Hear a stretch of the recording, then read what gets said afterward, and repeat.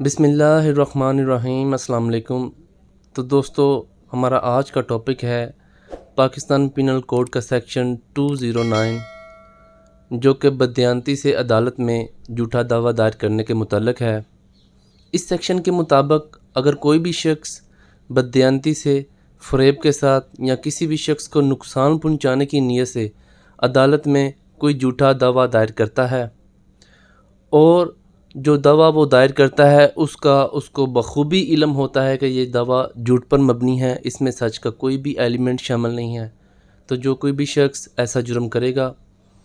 उसको कानून के मुताबिक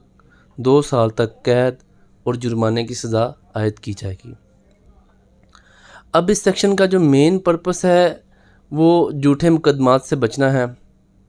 और इस सेक्शन के जो मेन इंग्रेडिएंट्स हैं वो यही हैं कि जो दावा दायर किया गया है वो झूठ पर, फ़रेब पर मबनी है, उसमें किसी को नुकसान पहुंचाना या ज़रर पहुंचाने की नीयत शामिल है